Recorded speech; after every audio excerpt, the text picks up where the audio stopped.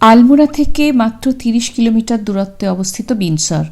যদি আপনি বিনসরে যান, মনে হবে ২৪২০ মিটার উচ্চতায় কেউ যেন নিশ্চুপে ঘুমন্ত অবস্থায় রয়েছে।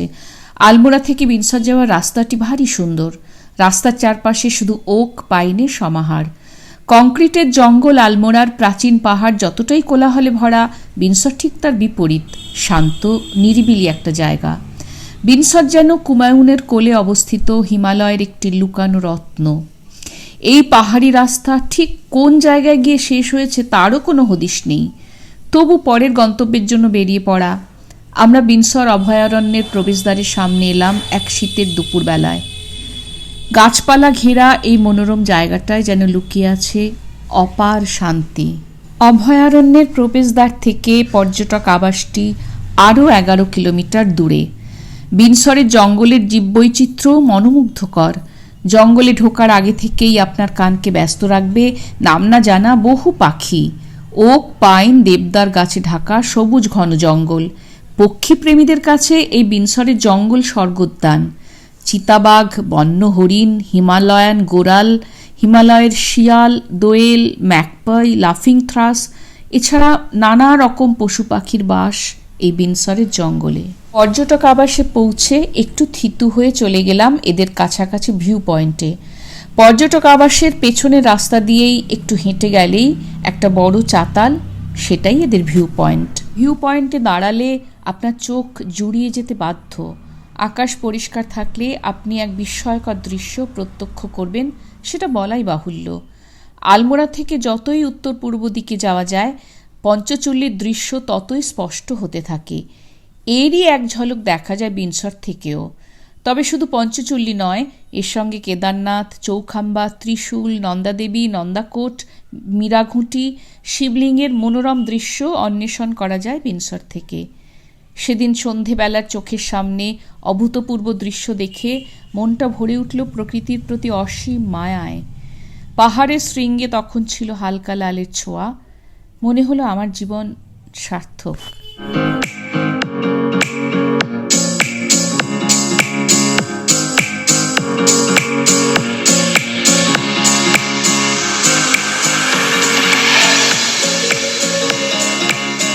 পরদিন ভোরবেলায় আবার গেলাম ভিউ পয়েন্টে।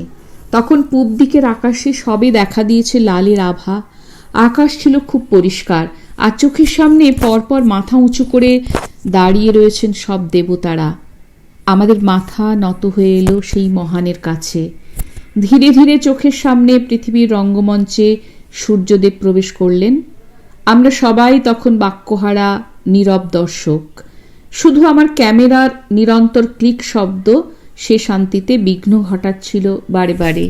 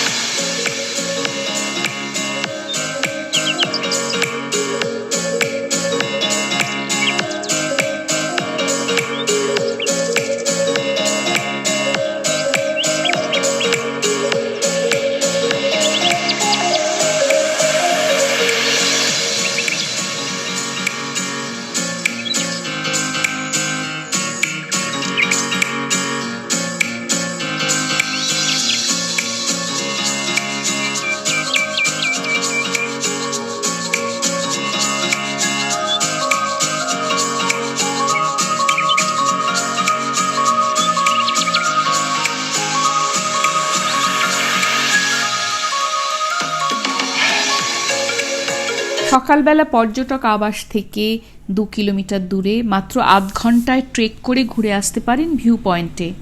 পাখির কলতানে ভরা রাস্তাটি দুপাশে লম্বা লম্বা গাছের ছায়ায় খুবই মনোরম। চলতে চলতে গাছের ফাঁক দিয়ে দেখতে পারবেন পাহাড়ের চূড়া।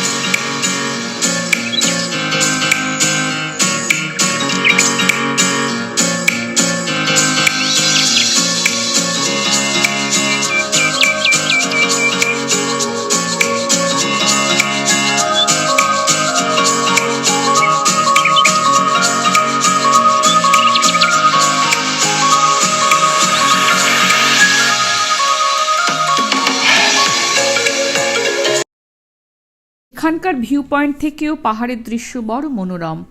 তবে এই ভিউ পয়েন্ট থেকে সূর্যোদয় দেখতে গেলে আপনাকে একটু অন্ধকার থাকতেই বেরোতে হবে। তখন সঙ্গে একজন গাইড আর টর্চ নিয়ে যাওয়া উচিত হবে।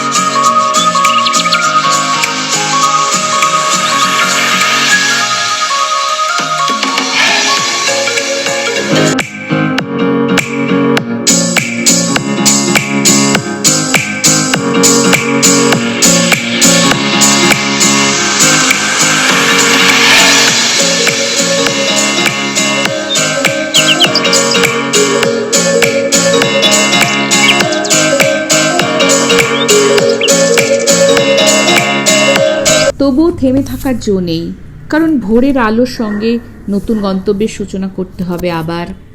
আমরা আজ সকাল সকাল রওনা দেব চৌকরির পথে। বিনসরে থাকার অভিজ্ঞতাটা একটু ব্যতিক্রমী হয়েই রইল আমাদের কাছে। বিনসর রয়ে গেল আমাদের মনের অন্তঃপুরে। বিনসরকে ভুলতে পারবো না কোনো দিন। আপনি ভারতের যে প্রান্তেই থাকুন, পাহাড়কে ভালোবাসলে আপনাকে জীবনে একবার বিনসরে আসতেই হবে।